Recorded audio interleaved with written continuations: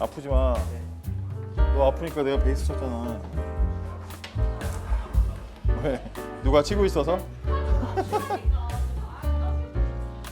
편한 데 앉아, 편한 대로. 약간 우리 지금 구글 스타일이야. 자, 다 오셨습니까? 지선이야. 자, 오늘 사과입니다. 사과. 여행 필수품 나침판 성경 이렇게 되어 있습니다. 사과 펼쳐주시고, 이 앞에는 여행에 이제 필요한 5가지로 이야기 나오고, 이제 그거에 대한 세부적인 걸로 첫째 이제 성경을 이야기합니다. 신앙생활에 있어서 성경이 굉장히 필요하고 중요하잖아요. 그래서 성경을 얘기하는데, 여기 밑에 보면 이제 뭐 이거는 이제 들어가는 이제 뭐 이야기들이니까 요건 여러분들 잘 활용해서 나침판의 특징 뭐 몰라서 물어보는 거 아닐 거잖아요. 그죠? 그래서 이제 정확한 방향 뭐 이런 걸 얘기하면 될 것 같고, 성경이 가지고 있는 나침판과 같은 특징이 무엇인가? 뭐라고 할 수 있을까요? 성경이 가지고 있는 나침판과 같은 특징. 나침판은 방향을, 정확한 방향을 가리키는 거잖아요. 그러면 성경이 가지고 있는 나침판 같은 특징이면 지금 이 저자가 의도하는 건 뭐예요? 어떤 답을 요구하고 싶어 할까요? 이거는 뭐라고 대답하겠어요? 방향 제시한다. 좀 더 구체적으로 말하면 목적지를 알려준다. 또 나침판이 가리키는 방향이 어디예요? 예? 어느 방향을 가리켜요? 원하는 쪽. 예. 원하는 방향이요? 그건 내비 아니야? 정답의 방향은요? 정북을 가리키잖아요. 그죠? 북쪽을 가리키잖아요. 그러니까 어디에서 재도 여기가 정확하게 북쪽인 거잖아요. 그러면 그 정확성이라는 이야기를 특징으로 봤을 때 성경은 우리에게 나침판 같은 특징이 뭐예요? 절대적인 기준, 올바른 방향이 뭔지를 알려주는 거죠. 그냥 방향이 아니라 올바른 절대적인 방향을 알려주는 게 이게 성경의 어떤 특징이라고 할 수가 있는 거죠. 그래서 이제 밑에 뭐 글들은 같이 그냥 읽어보면 될 것 같고, 그 다음에 이제 넘겨서 보시면 성경의 권위에 대한 성경의 주장. 그래서 구약의 예언자들은 자신들의 기록에 대해 어떻게 주장하는가. 구약에는 많은 예언자들이 있잖아요. 예언자들, 하나님 말씀을 전한 사람들.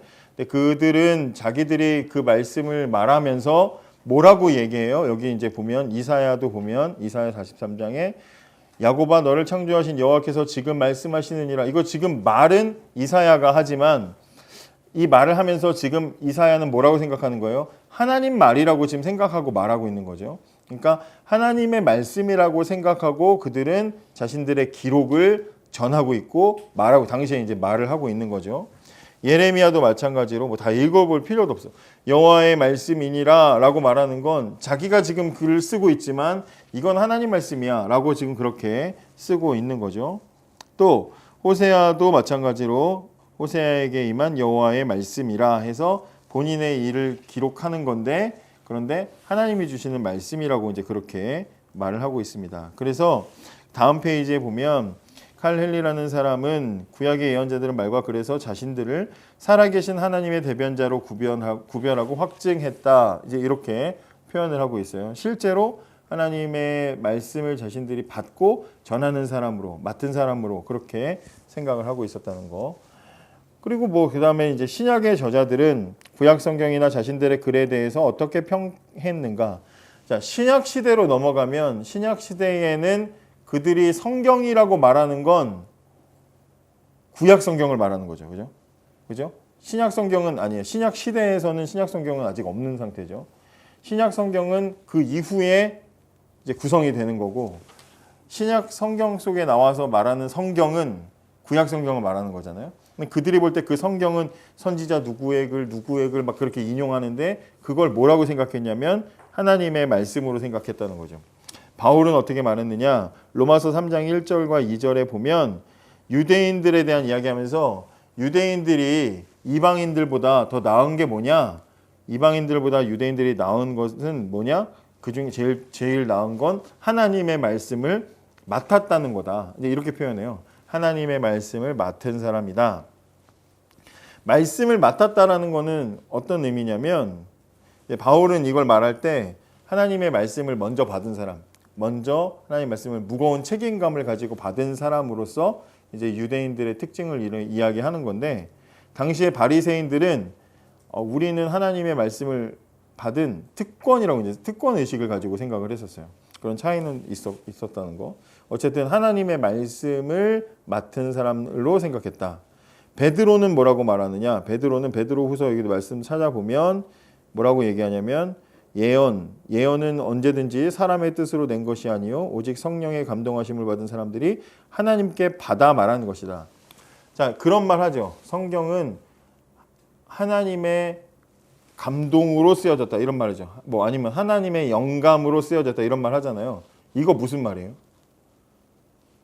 성경을 하나님의 성경은 하나님의 영감으로 기록됐대. 여기에도 이제 많은 설들이 있었어요. 어떤 사람들은 하나님이 글씨 하나하나 다 주신 대로 받아 쓴 거다. 이렇게 말하는 사람들도 있고 어떤 사람들은 하나님께서 그 각 사람들이 하나님의 뜻을 적는데 각자의 개성과 능력에 따라서 적게 하시고 대신에 하나님은 그 모든 성경이 서로 틀리지 않도록 하나님이 이제 붙잡아 주신 거다. 그렇게 이제 이야기를 하는데 우리가 믿는 건 후자죠. 후자. 예. 하나님이 한자 한자 베드로야 받아 적어라. 그래서 받아쓰기 한 게 아니라 각 사람 베드로는 베드로만의 문체가 있고 베드로는 어부 출신이고 가방끈이 짧아요. 한 일은 되게 많은데 그래서 베드로 전후서밖에 없잖아요. 바울은 또 가방끈도 길고 똑똑해 논리적이야. 그래서 굉장히 많이 썼죠.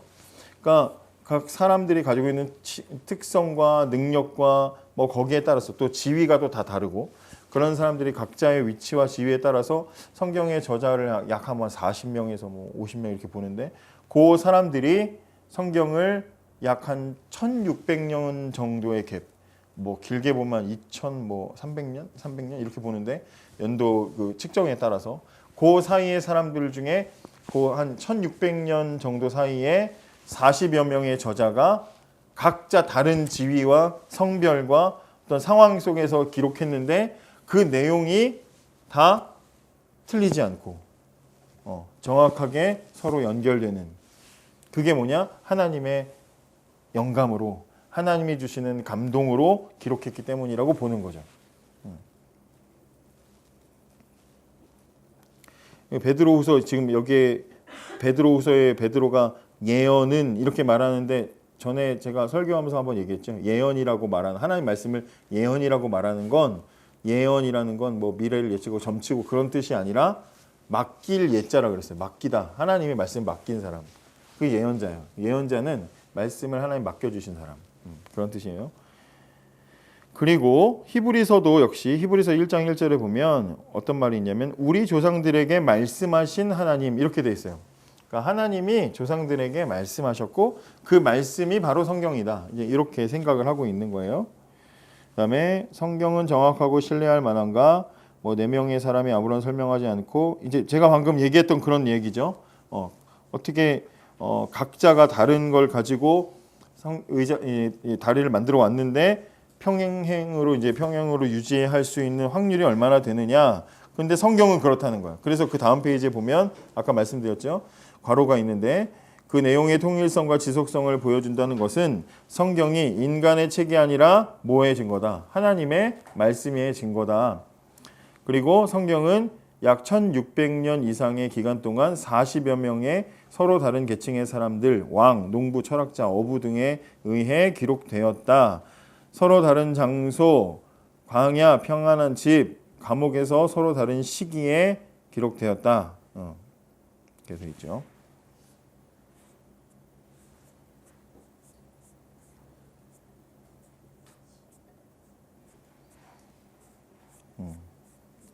성경에 대한 이야기를 이 과에서는 좀 할 필요가 있어요. 그래서 성경을 보면 성경이라는 걸 좀 설명을 드릴게요. 이제 질문에 여기는 나오는 건 아닌데 성경은 계시라고 하잖아요. 근데 계시라는 건 감추어진 것이 드러나는 게 계시라고 설명을 몇 번 했었고요. 그래서 성경은 계시, 하나님의 계시인데 하나님을 설명하는 거예요. 하나님이 누구신지를 소개하는 거예요. 성경은. 근데 하나님은 이 세상을 만드실 때 이 세상에 하나님을 계시하셨어요. 우리가 뭘 보면 아 저건 누가 만들었어? 누구 그림이야? 누구 음식이야? 우리가 아는 것처럼 하나님은 세상에 하나님의 이름표를 달아놨다 이 말이에요. 그래서 하나님이 세상을 만드신 자연 만물을 통해서 하나님은 세상에 하나님의 능력을 보여주셨어. 보여내 주셨는데 그래서 이제 하나님의 어디에서 볼 수 있냐면 하나님의 창조 속에서 우리가 자연 만물을 볼 때 야 이거는 신이 한 거지 이게 사람이 이렇게 만들 수 우연히 일어날 일이 아니다. 신이 목적을 가지고 만들었다는 걸 알 수 있잖아요. 자연 만물을 통해서 알 수 있고 또 하나님의 섭리를 통해서 섭리라는 말 들어봤죠. 섭리를 통해서 하나님은 세상에 하나님이 어떤 분이신지를 계시해 주셨어요. 하나님의 섭리는 두 가지로 나타나는데 어떻게 나타나냐면 보존이라는 방식으로 나타나요. 하나님은 세상에 지금 지구가 또 우주가 계속 보존되면서 운영되고 있잖아요. 시편에도 시편 104편 9절에 보면 주께서 물의 경계를 정하여 넘치지 못하게 하시며 다시 돌아와 땅을 덮지 못하게 하셨다. 그러니까 이거 뭐예요? 하나님이 지금 세상을 만드시고 그 창조 상태를 보존하고 계시기 때문에 그래서 야, 저 물이 넘치지 않고 우리한테 덮쳐오지 않고 계속해서 저렇게 바다가 존재하고 물의 경계가 있는 것은 하나님이 계시기 때문이라고 알게 하신다는 거예요. 또 하나님이 세상을 통해서 보여주시는 게 뭐냐면 보호하심을 통해서도 나타나요. 하나님은 세상을 선하게 이끌어 가셔요. 그래서 보면 항상 세상에 악한 것은 결국에는 나중에 다 죄는 밝혀지고 뭐 이런 어떤 역사적인 사건들이나 뭐 이런 것들을 볼 때 영원한 나쁜 죄는 없고 뭐 악한 건 없고 모든 것은 다 나중에 선하게 마무리되고 뭐 이런 것들 통해서 아 하나님이 세상을 선하게 이끌어 가시는구나 이렇게 보게 된다는. 그래서 로마서 1장 20절에 보면 창세로부터 그의 보이지 아니하는 것들이 다 이제 알려졌나니 핑계하지 못할 것이다 이런 말씀이 있어요. 그러니까 세상을 통해서 다 보여진다는 건데 문제는 뭐냐? 이건 중고등부 때도 설명을 하는 건데 문제는 뭐냐면 하나님은 세상에 하나님을 충분히 나타내셨고 아담과 하와는 그 하나님이 나타내신 세상 속에 사실 우리는 그때를 살아보지 않아서 모르지만 아마 아담과 하와는 곳곳마다 하나님이 야 하나님 이렇게도 하시고 하나님 저렇게도 하시고 하면서 감동 속에서 늘 살았을 거예요. 늘 찬양하면서. 그런데 문제는 뭐냐면 죄가 들어오면서 세상 속에 하나님이 계시하셨던 하나님이 어떠한 분이신지를 나타낸 모든 것들을 우리가 더 이상 읽지 못하게 만들었어요. 하나님이 어떠한 분이신지를 알아갈 수 있는 자연과 역사 속에 하나님이 계시하신 그 모든 것들을 못 알아보게 된 게 바로 이제 죄 때문에 생겨난 문제였다는 거예요. 그래서 하나님이 계시하지 않은 게 아니라 우리가 그 능력을 상실했기 때문에 더 이상 세상을 보면서도 하나님 계신지를 잘 몰라요. 뭐 나는 그런 쪽에 잘 몰라서 악보도 볼 줄 모르니까 오페라나 이런 거 하면 전에 무슨 유명한 무슨 뭐 오페라 뭐 공연 그런 거 있어가지고 간 적이 있었는데 진짜 옛날에 코 골면서 잤어요. 너무 막 독일어 막 이탈리아어 막 이렇게 하니까 뭔 말인지도 모르겠고 뭐 하는지 음악도 처음 들어보는 거고 막 그러니까 나중에 정말 못 견디겠더라고 막. 아 대학교 때 음악 수업 무슨 실습으로 나갔나 보다. 그 현장 이제 실습 같은 거 들으러 갔는데 너무 졸린 거야. 그래서 귀한 표인데 막 가서 졸고 그랬거든요. 근데 그 아무리 좀 어려운 것도 오페라 해설집이나 이런 걸로 이제 보면 아 이게 무슨 장면이고 무슨 이야기를 하는 건지 알고 나면 조금 이제 이해가 되기도 하고 이제 깨달아지는 게 있는 거잖아요. 마찬가지로 하나님의 능력이 자연 속에 가득한데 인간이 못 알아봐. 그래서 하나님이 세상 속에 자연 속에 우주 속에 계시하신 하나님을 알아볼 수 있도록 우리에게 주신 게 그게 성경이라는 거예요. 해설서야. 그래서 성경은 세상 속에 숨겨져 있는 죄 때문에 우리가 발견하지 못하는 하나님의 능력에 대한 모든 정보들을 볼 수 있게 하나님이 성경을 우리에게 주셨다. 그런데 그래서 하나님의 이 성경도 하나님의 계시라고 이렇게 말을 하는데 이거 이제 뭐 신학교 가면은 배우는 건데 하나님의 계시에는 일반 계시가 있고 특별 계시가 있어요. 뭐 들어본 사람들은 들어봤겠지만 일반 계시는 뭐냐면 아까 말한 대로 자연 만물, 자연 속에 있는 거. 그러니까 이거는 뭐냐면 모든 사람들에게 다 공개된 거야. 그런데 성경은 뭐냐? 특별 계시에 속해요. 이건 하나님이 선택한 사람들한테만 주는 거예요. 그래서 어떤 사람들은 그렇게 말해요. 자연은 하나님에 대해서 침묵하는 교사고 성경은 하나님에 대해서 말하는 교사다. 이렇게 말해요. 말하는 교사, 침묵하는 교사. 성경은 신앙의 기독교의 가장 핵심이에요. 가장 중요한 거예요. 그래서 초대교회를 보면 초대교회는 그 모임의 핵심이 항상 성경이었어요. 하나님의 말씀. 왜냐하면 초대교회가 시작되는 것도 사도행전을 보면 성령이 각 사람에게 임하시고 각각의 사람이 예전에 제가 그 설교를 한번 한 적이 있었는데 각 사람이 하나의 말을 하잖아요. 하나님의 하신 일을 말하기 시작했다 그러잖아요. 그러니까 성경이 초대교회, 교회의 구성의 가장 핵심인데 초대교회 시대에는 어떤 일이 있었어요? 박해가 왔어요. 로마가 와서 막 사람들 잡아 죽이고 막 동물 짐승들한테 막 그냥 던지고 막 죽었어요. 많은 사람들이 죽어가는데도 불구하고 그 박해 시대에 초대교회는 오히려 성경 중심이 되고 신앙이 더 강화되는 측면들이 있었어요. 근데 어떤 일이 있냐면 세계사를 우리가 통해서 아는 거지만 313년에 밀라노 칙령이라는 것을 이제 로마에서 내리면서 콘스탄티누스 이 황제가 기독교를 로마의 국교로 삼죠. 그래서 아마 전쟁 중에 무슨 계시 같은 걸 받았던가 그랬던 것 같아요. 그래서 그 계시를 통해서 이 기독교를 받아들여야 되는구나 하는 왕이 그 전까지는 그렇게 기독교를 박해하던 사람들이 기독교를 국교로 받아들이면서 기독교의 어떤 평화의 시대가 찾아오기 시작해요. 그리고는 이제 수세기가 흘러가면서 기독교는 발전하는 거지. 기독교 문화가 엄청나게 풍성하게 발전을 해. 그런데 문제가 뭐냐면 너무 발전하다 보니까 이제 썩어가기 시작하는 거예요. 부패가 일어나. 그래서 중세 시대의 교회가 썩어가는 거예요. 로마 카톨릭이라고 말하는 지금 그 시대가 이제 썩어가기 시작하는 거예요. 그래서 교회의 권위는 커지고 성경의 권위는 낮아져. 그전에는 성경이 중심인데 교회의 권위가 커지고 성경의 권위가 낮아지니까 어떤 일이 생기냐면 성경에서 자기 교회가 자기들이 교황이나 막 자기들이 주교들이 하고 싶은 게 있어. 근데 성경적으로 이게 비성경적이야. 그러면 성경을 삭제하는 거야. 그런 식으로. 그래서 뭐 아니면 마리아 더 높이고 싶어. 근데 그런 교리가 없어. 그래서 그 천주교에서 주장하는 그런 교리 있잖아요. 예수님보다 마리아가 더 자애롭고 따뜻한 중보자야. 원래 유일한 하나님과 우리 사이, 죄인 사이의 중보는 예수님이 하시는 거잖아요. 근데 그 중보의 중보를 하시는 분이 마리아야. 왜냐? 엄마니까. 따뜻한 엄마니까. 하나님은, 예수님은 차갑고 냉정한 남자인데 엄마하고 여성스러우니까 따뜻해. 그래서 우리 용서 못 받는 것도 마리아는 해주는 거야. 근데 성경에 없잖아요. 그런 교리가. 집어넣는 거예요. 그래서 그렇게 교회의 권위가 성경보다 위에 있다 보니까 교회가 썩어가기 시작한 그게 중세시대예요. 그게 쌓이다가 어떤 일이 일어났냐. 교회가 막 건물 더 높이 세우고 막 그거에 그냥 전념을 하다가 돈이 필요하니까 뭐 만들어요? 세계사에서 뭐 만들어요? 면죄부를 만들잖아. 면죄부를 만들어서 그 면죄부가 내용이 뭔 거예요? 헌금을 하면 이거 면죄부를 사서 헌금을 하면 동전이 땡그랑 떨어질 때 니네 그 조상이 지옥 갈 조상이 천국으로 간다. 이 면죄부야. 죽은 조상들도 천국 보내는. 이게 있으면 얼마나 좋아. 근데 그런 걸 파니까 그 당시 사람들은 사는 거예요.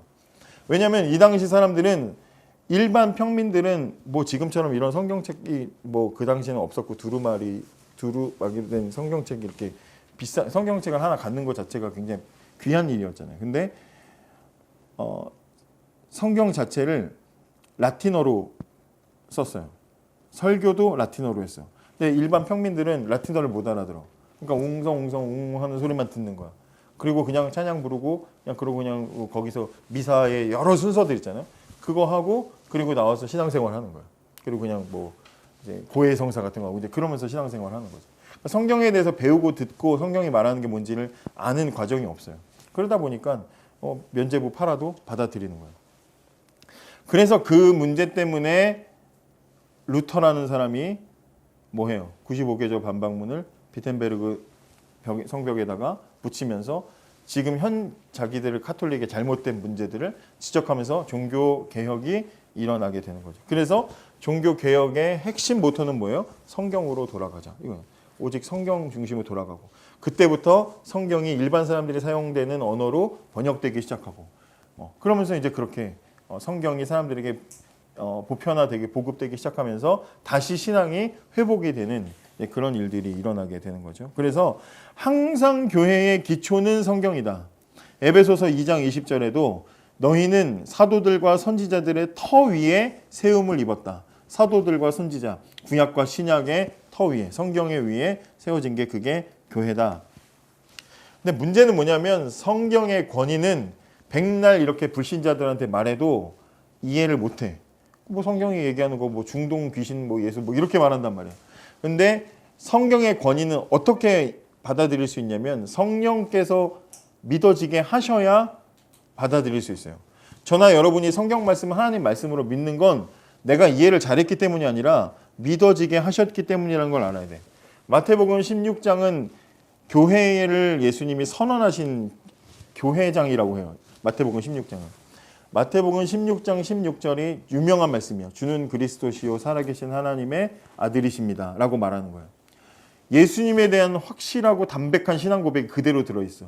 예수님 당신은 주님이고 그리스도고 하나님의 아들이십니다. 예수님에 대한 완전한 신앙 고백이 들어있어요. 베드로가 예수님께 한 말이잖아요.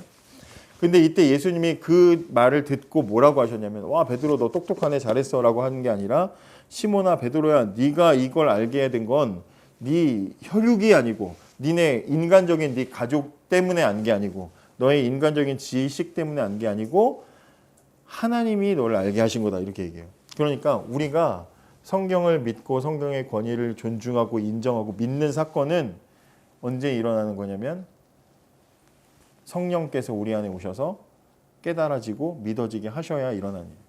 우리가 지금 순원들하고 성경 공부할 때도 우리는 먼저 기도를 해야 되는 거지.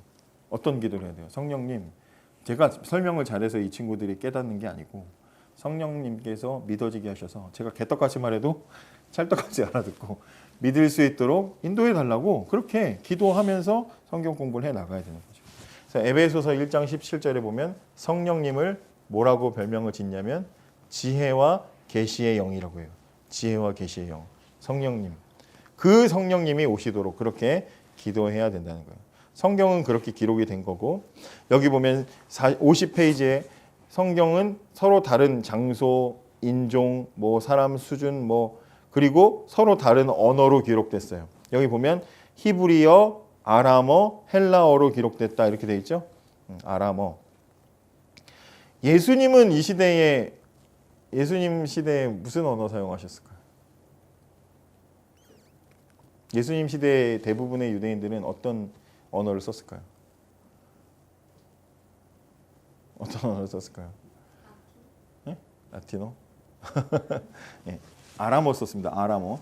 아람어는 뭐냐면 당시에 이제 아람 뭐 구약에 보면 바단 아람 이런 표현이 바단 아람이라는 지역이 있고 신약에는 이게 어디냐면 안디옥이야. 그게 지금의 시리아. 근데 여기가 굉장히 좀 이제 입지가 좋은 그런 지역이었기 때문에 침략을 굉장히 많이 당해요. 근데 나중에 아시리아가 침략을 해버려. 근데 아시리아가 침략을 하면서 아람어를 자기들의 그냥 공용어로 써버려. 그러면서 이 언어가 갑자기 세계적으로 제일 이제 그 공용어가 돼버리는 거예요. 그래서 아수르 다음에 어떤 시대가 오냐면 바벨론 시대가 오잖아요. 바벨론 시대에도 야 우리도 그거 좋다 받아들인 거야. 아람어를 공용어로 쓰는 거야. 근데 그 바벨론 시대에 어떤 일이 일어났어요? 이스라엘을 포로로 잡아가잖아. 다니엘 막 다 잡아갔잖아.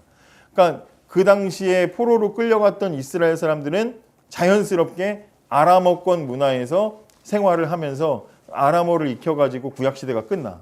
그리고 이제 성전 그 건축하러 다시 포로로 잡혀간 70년 이후에 다시 돌아가잖아요. 돌아가면서 그 언어를 사용해서 신약 사회를 만들게 된 거야. 그러니까 신약 사회는 주로 이제 아람어를 쓴 거죠. 예수님이 쓰시는 말들 중에 달리다굼, 소녀야 일어나라, 뭐 에바다, 열려라 이런 말들 있잖아요. 뭐 엘리 엘리 라마 사박다니 이거 뭐예요? 나의 하나님 어찌하여 날 십자가 위에서 하신 말씀 이런 거 있잖아요. 이게 다 아람어예요. 아람어. 또 아빠 아버지 할 때 아빠라고 말하거든요. 성경에는 아바라고 돼 있지만 아빠라는 말도 우리랑 똑같아요. 이거는 아람어랑 우리랑 똑같아요.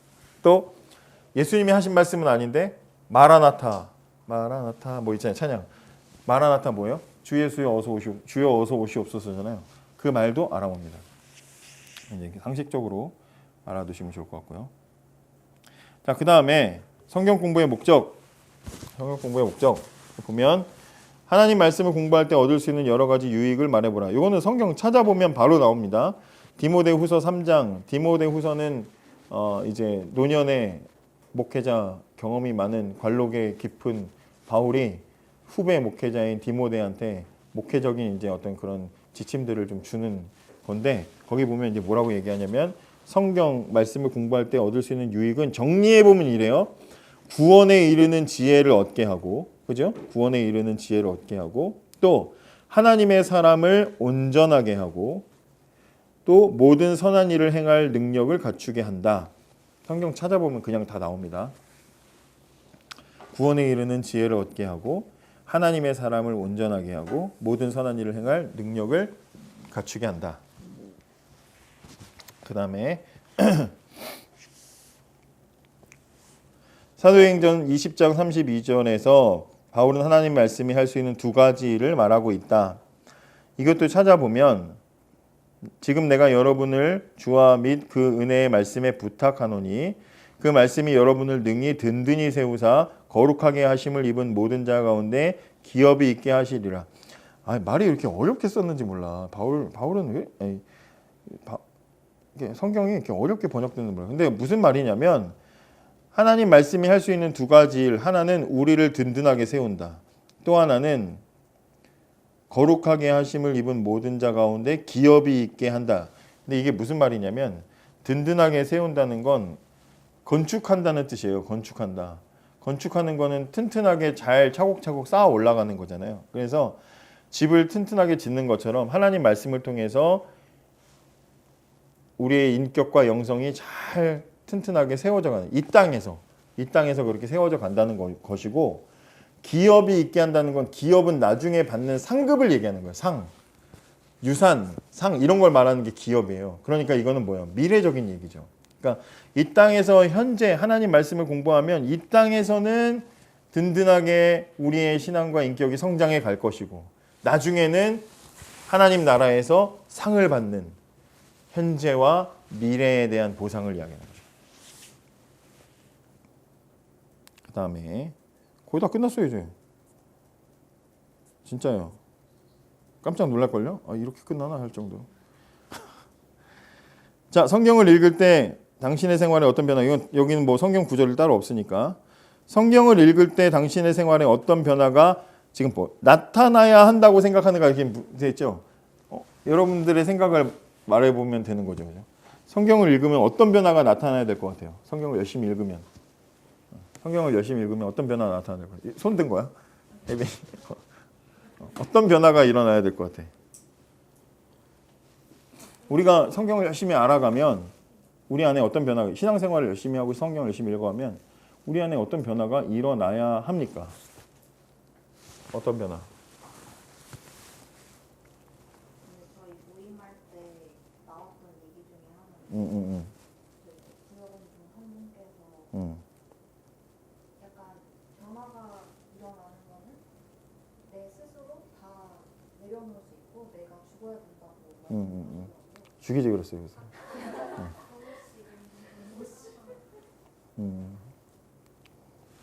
신앙생활을 하면 할수록 이건 제가 옛날에 담임 목사님한테 배웠던 건데 신앙생활은 반드시 인격의 변화를 동반합니다. 우리의 신앙의 성장은 반드시 인격의 변화로 나타난다. 인격이 변하면 생활이 변하게 된다. 그렇죠? 그래서 하나님 말씀을 쭉 배워가고 알아가다 보면 우리 신앙이 성장하는데 그때 반드시 인격의 변화와 생활의 변화가 나타나고 결국에는 전 인격적인 변화가 이제 나타나게 되는 거죠. 야, 예수 믿었는데 쟤는 옛날이나 지금이나 똑같아. 잘못 배우고 있는 거지. 그냥 잘못 가고 있는 겁니다. 마음이 변하면 행동이 변하는 거죠.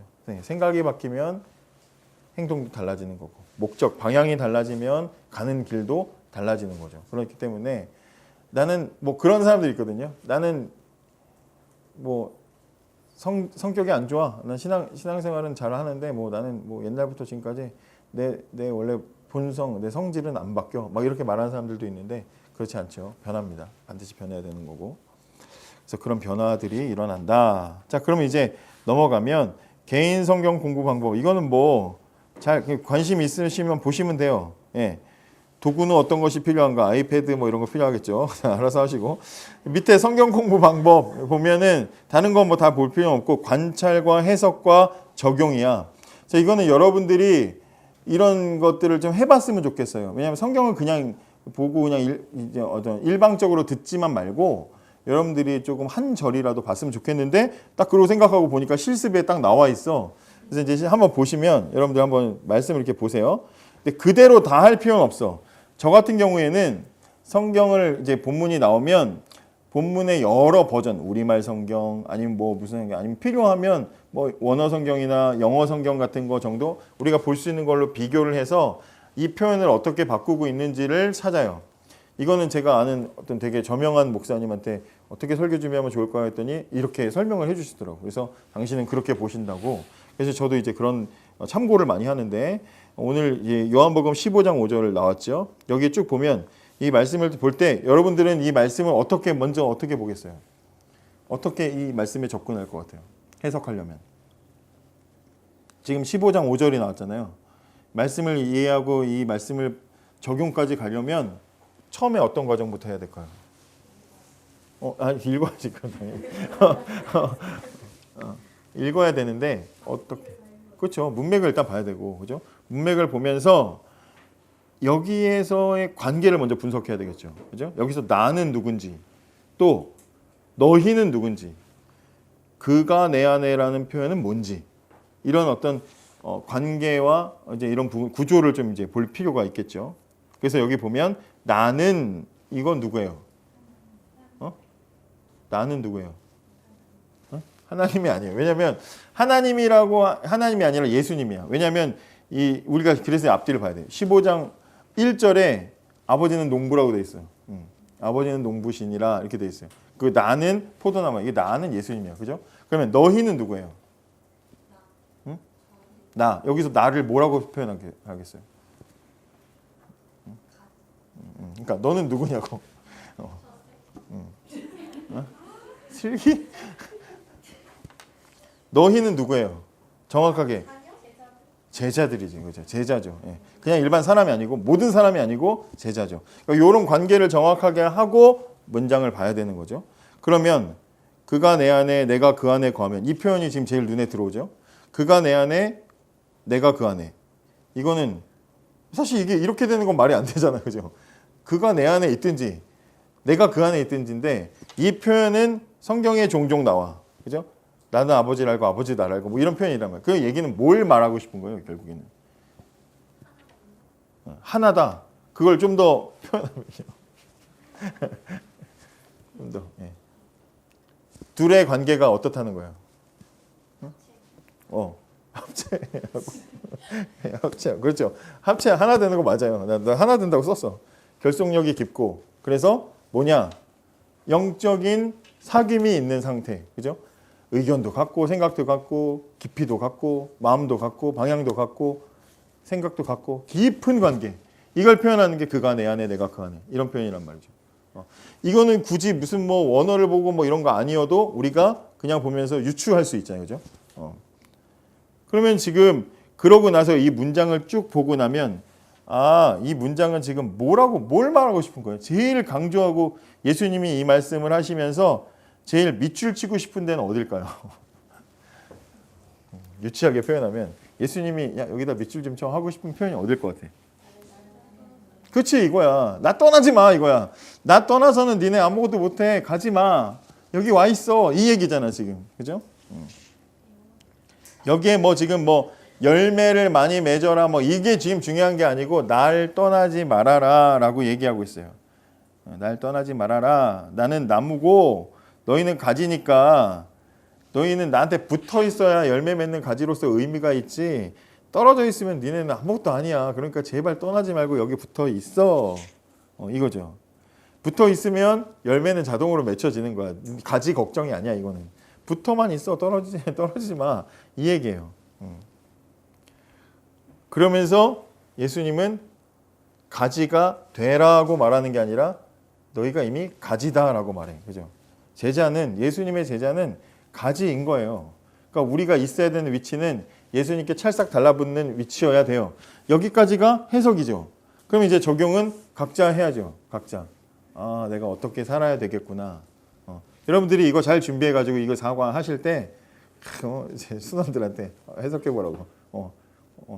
아, 그렇게밖에 해석 못해? 그러면서 네가 내 안에 내가 이거 뭐야? 그러면서 막 이렇게 이렇게 해 가면서 마지막에 이제 해석과 적용을 여러분들이 잘 담아 주시면 될 것 같습니다. 아시겠죠? 자, 오늘 이렇게 순모임 처음 순모임 했는데 소감 한마디씩 하고 마치도록 하겠습니다.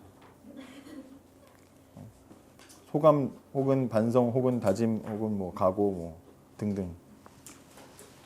목사님이 뭔가 서로 고민을 나누고 진도에 여행하지 말라 그랬는데 고민을 어떻게 나눠야 될지 몰라서 냅다 열심히 설명만 하다 끝난 것 같아요. 이런 상황에서는 뭐라고 우리가 대답해 줄 수 있을까요? 혹시 여러분들 중에.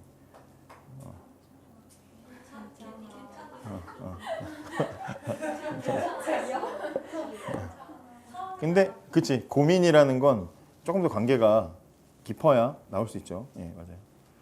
시도를 하는 거 좋습니다. 자연스럽게 나중에 고민이 서로 이야기 될 정도로 가면 좋죠. 예. 저희는 그런 서로 얘기나 그런 고민이 이거를 읽으면서 되게 이제 자연스럽게 교류가 됐는데 오히려 제가 이제 설명이 조금 부족해서 그런 건지 모르겠는데 이 공부에 대한 내용은 조금 제대로 된 게 맞나 싶은. 오늘 담임 목사님이 정확하게 이 이야기를 하셨어요. 오전 예배 때. 성경 공부는 공부하려고 모이는 게 아니다. 서로 교제하고 보듬고 나누려고 모이는 거다. 그렇게 하시면 됩니다. 예. 많이 걱정을 하긴 했는데 생각보다 잘 모임이 된 것 같고 그리고 저희 순이 모여보니까 특징이 다들 이렇게 모태신앙인데 같은 고민을 가지고 있었고 같은 뭔가 상황에 놓여 있어서 이 모임이 앞으로 되게 기대가 많이 됐던 것 같아요. 같이 나눌 부분도 많고. 공통점들이 아마 다들 모태신앙이나 이런 친구들 교회 오래 다니고 또 많아서 괜찮아. 저는 창과 방패 같은 계속 좀 어렵네 여기는. 질문을 던지면 단절이 돼요. 다 뭐 이랬어요? 네. 이렇게 끝나고 자꾸 그래가지고 아 내가 내 얘기를 먼저 해야겠다 싶어서 말씀을 얘기하다가 아 이거 읽으면서 나는 내 일상에서 이런 일이 있었고 이런 친구가 있었고 그 누구에 있는 친구가 이런 질문을 던진 적이 있었다. 너는 그런 경우 없었냐? 있었다. 이렇게 와 진짜 못해. 단답으로 하면은 벌금 낸다 그래야지. 대답을 유도를 하지만 나오지 않아서 계속 제 얘기를 계속 먼저 풀어내면서 더 친해지면 본인의 얘기도 좀 말하지 않을까. 본인을 갈아 넣어야지 이제. 혹시 해줄 수 있는 조언 있어요? 여기 이 순에? 소원이 어떻게 되나요? 하나요, 유연이, 성훈. 그렇군요. 조언이 얘기를 쉽지 안 않네. 하는 친구들인 것 같아요. 아니 나연이는 이끌면 잘. 시간이 필요해. 맞죠? 이것도 시간이 좀 필요할 수 있어. 맞아. 예. 또. 다 본인 차례인지 아는데 저요라고 한다. 애들 보면. 그냥 많이 했는데 생각보다 근데 그 송이랑 세찬이랑 셋이 했는데 송이랑 세찬이랑 너무 달라서 그 중간 지점을 찾는 게 너무 어려웠어요. 비교 체험 극과 극 같은 건가요?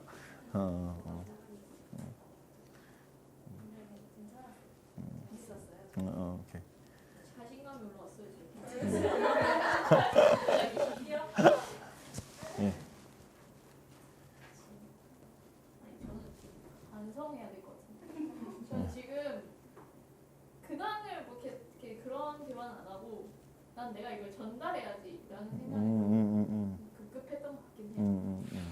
그냥 다 이제 저랑 동갑이거나 어리거나 이러니까 막 내가 언니들이 아니다 보니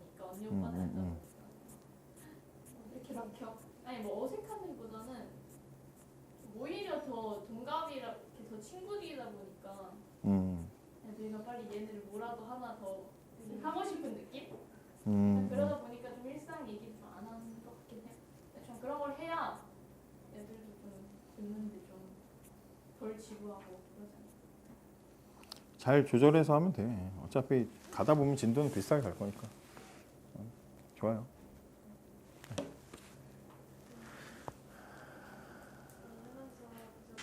순장들이 생각났어요. 다들 이러고 있겠지. 나랑 똑같이 머리를 계속 굴리면서 목사님이 어떻게 될까요? 하기도 하고 뭐 이거 하니까 아무래도 맡은 바가 있으니까 책임감 있게 성경도 다시 한번 보게 되고 이렇게 오류를 전달하지 않으려고 노력하는 것 같아요. 빠지는 친구들 어떻게 해야 될지 진도가 안 맞으니까 그런 부분을 결정해야겠고 또 지치지 않게 중간중간 적당히 술도 마시고 또 쉬면서도 잘하는 게 중요한 것 같다는 표정을 계속 확인하게 되더라고요. 저는 좋았습니다. 내가 되겠다.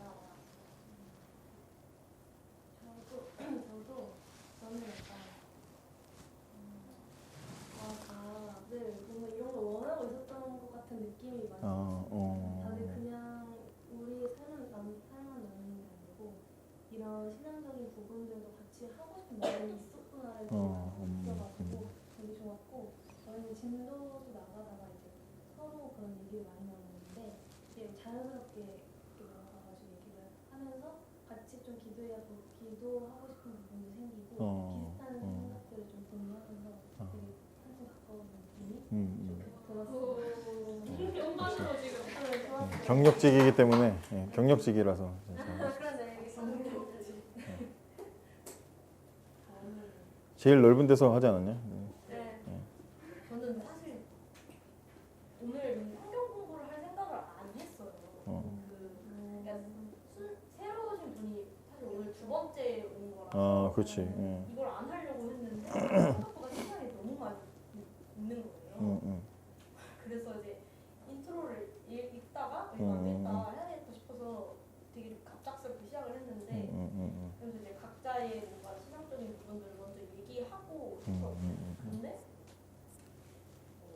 되게 그 새로 오신 분 이해해야 되는지 모르겠는데 모든 신이 있는다고 믿는데요.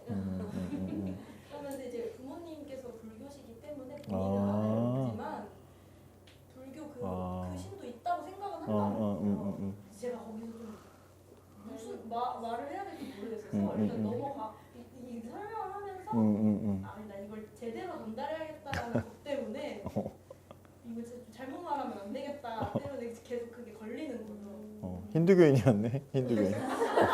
다신교가. 근데 이제 본인은 하나님이 있다고 생각하고 믿는다 자기는 그런 얘기를 하는데 제가 이제 그걸 계속 파헤칠 수는 없는 거니까 그래서 이제 제 거 전달하고 하다가 제가 너무 제 스스로 공부가 덜 된 것 같아서 내일 사실까지만 하고 이는 너무 시간이 없어서 급하게 나가지 못하는데 제가 좀 제대로 저는 좀 혜진이랑 비슷해요. 반성하고 공부를 제대로 해서 제대로 어떻게 다들 반성을 하려고 그래. 애 많이 쓰셨고 이제 하다 보면 신기한 일들이 생깁니다. 내가 생각지도 못했던 아이디어가 떠올라서 말을 하게 되기도 하고 또 지체들을 생각하면서 준비하다 보면 해야 될 말이 생각나기도 하고 그게 최고예요. 할 말이 있는 거. 그래서 항상 옛날에 우리 목사님 동아리 간사님일 때 저희 리더들한테 항상 리더는 할 말이 있는 사람이어야 된다. 자기 지체들한테. 할 말이 없는 사람 만나도 대면하고 할 말 없으면 안 되고 항상 마음에 그 지체를 두고 기도하고 살다 보면 볼 때마다 할 말이 있다. 그렇게 살아야 된다. 그리고 항상 리더는 그 공동체 안에서 가장 탁월한 성도다. 이렇게 얘기했어요. 가장 모범적이고 탁월한 성도. 다른 걸로 우리가 보여주는 게 아니라 우리가 신앙생활을 탁월하게 하는 걸로 우리는 보여주는 거다. 그래서 이제 저만 가르치는 게 아니고 여러분도 가르치는 거니까 서로 책임감을 느껴가면서 서로 격려해 가면서 마치 전우처럼 잘 섬겨 나갔으면 좋겠습니다. 예, 기도하겠습니다. 하나님 감사합니다. 영혼을 일깨우고 이끄는 것이 얼마나 우리에게 귀한 일인지 복된 일인지 다시 한번 생각해 보게 하셔서 감사합니다. 우리 각자에게 맡겨주신 자리가 우리가 감당하기 좀 어려울지라도 주신 은혜 안에서 잘 감당할 수 있도록 도와주시고 감당할 힘도 주시고 지혜도 주시고 능력도 주셔서 하나님께 영광 돌리는 우리 순 될 수 있도록 인도하여 주시옵소서. 우리 순장들 정말 귀한 마음 또 시간 내어서 함께 모이는데 무엇보다도 우리들이 먼저 하나님 안에서 좋은 신앙 가지고 성장할 수 있도록 도와주시고 하나님 부르심 안에서 충성하는 우리들 될 때 우리의 생활과 환경과 우리 모든 형편도 주님께서 지켜주시옵소서. 감사드리며 예수님의 이름으로 기도합니다. 아멘. 예, 마치겠습니다.